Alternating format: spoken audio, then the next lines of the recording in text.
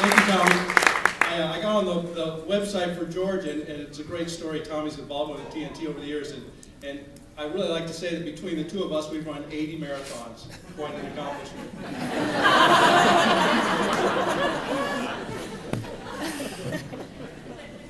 You know, there was an article in Sports Illustrated about a month ago, and it commemorates the supposed 2500th anniversary of the first marathon. And it starts out with the historical context of Phidippides. He ran 25 miles from Marathon to Athens to report victory over the Persians. And he got to Athens and he said, "We have won." And then he collapsed and died. And this is where the account's different. We don't know if he ran out of goo or if the coaches didn't put out enough water stamps.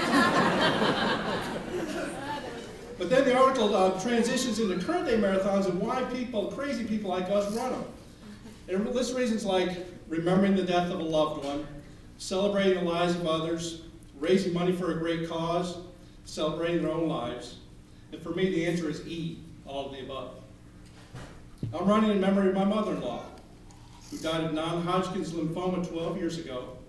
She was a patient at UNC's Lineberger Cancer Center, which is supported by LLS, and she was a great lady. I'm running in honor of my roommate, Thomas, and my roommate at NIH. He has lymphocyte-predominant Hodgkin's disease. He was diagnosed at age 14, and 20 years and 7 rounds of chemo and radiation later, he had a transplant last fall. And he's been the beneficiary of many of the patient services of LLS in his hometown of Oklahoma City, and he's doing great.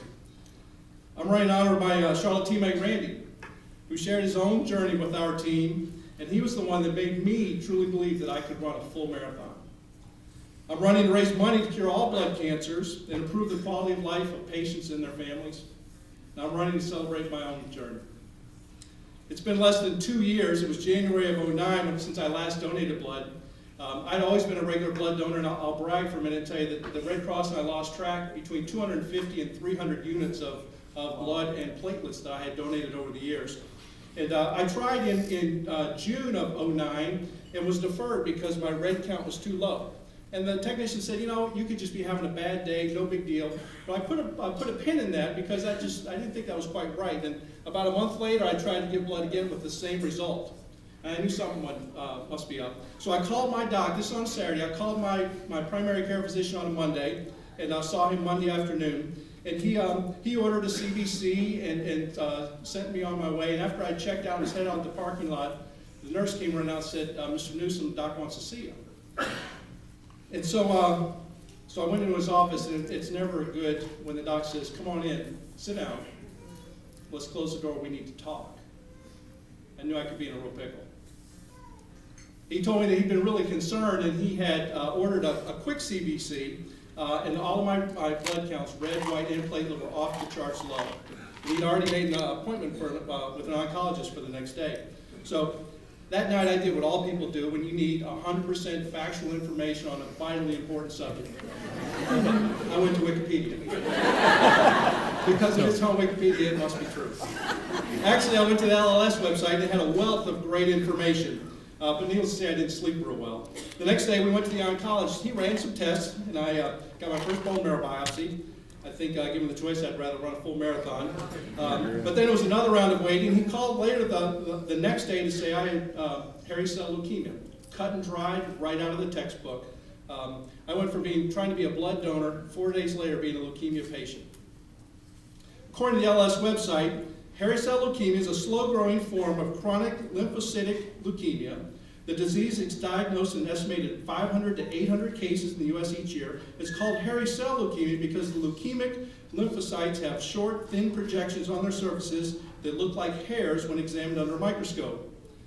Hairy cells accumulate in the blood marrow and prevent the marrow from producing enough normal blood cells. It typically hits white males between the ages of 40 and 60, and its causes are unknown.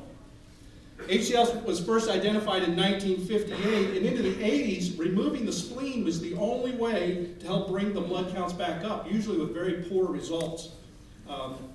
Quite frankly, there were no satisfactory treatments available. Then in 1984, a drug called pentostatin was discovered to be effective. In fact, it was effective on 75% of patients. And then in 1990, cladribine was established as the most effective treatment. It has an effective remission rate of 95%.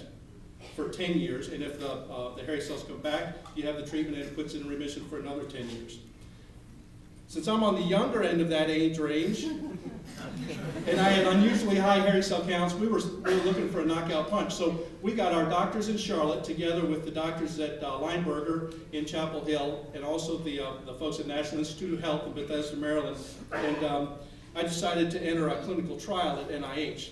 So I'm the third person in a clinical trial that takes cladribine, which is the standard protocol, and supercharges it with rituximab, which is a drug commonly used in non-Hodgkin's lymphoma. I was the third person in that trial and started 10 weeks of treatment last fall, and the great news was that in 30 days I was in remission, and the doctors were very pleased. Obviously, we were too. I continue to have annual checkups at NIH, and I do quarterly blood draws in Charlotte. I had one earlier this week, and I probably will for the rest of my life. HCL is a chronic illness, and currently there is no cure for it. I mentioned the evolution of the treatments because I think it's very important to highlight the tremendous strides we've made in the treatment of blood cancers, and HCL in particular. 26 years ago, there was no satisfactory treatment.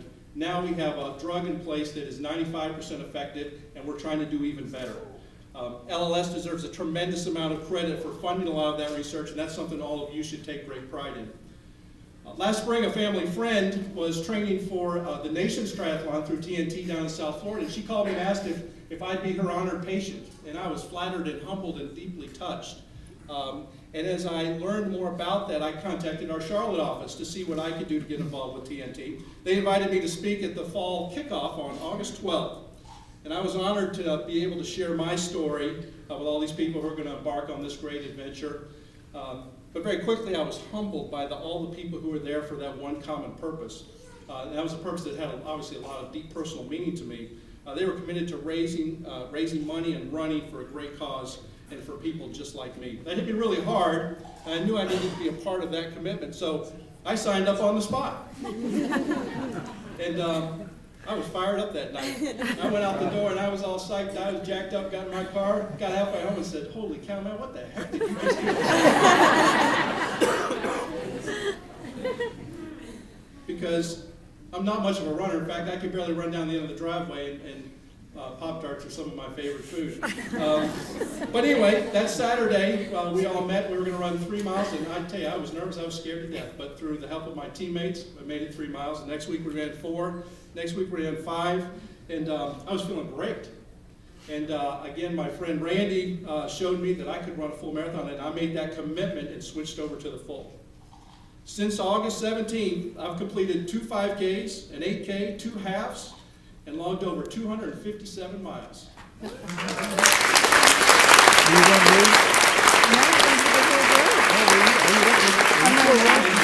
almost like an out-of-body experience. Quite frankly, I have no idea who this person is. But during my journey, I've met a lot of amazing people. I've met really smart and caring doctors and researchers who are working very hard to develop better treatments and cures, many of whom are supported by you and LLS.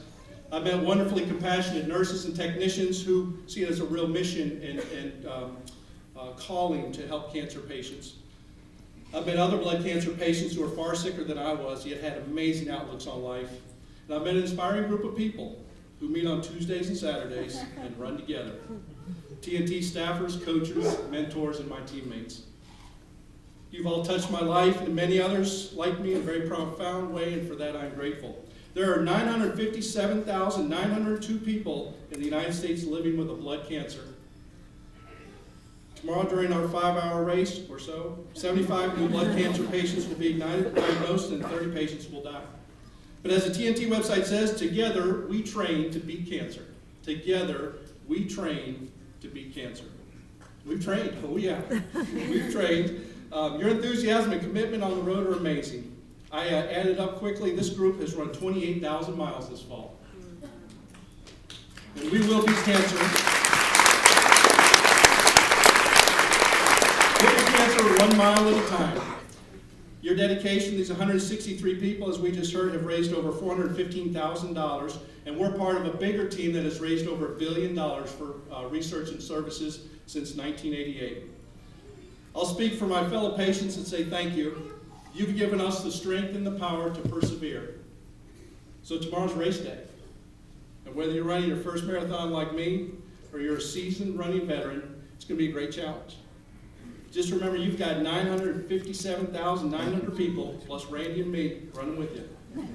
Let us give you the strength and power to persevere. I'll see you at the finish line. Good luck. Go team.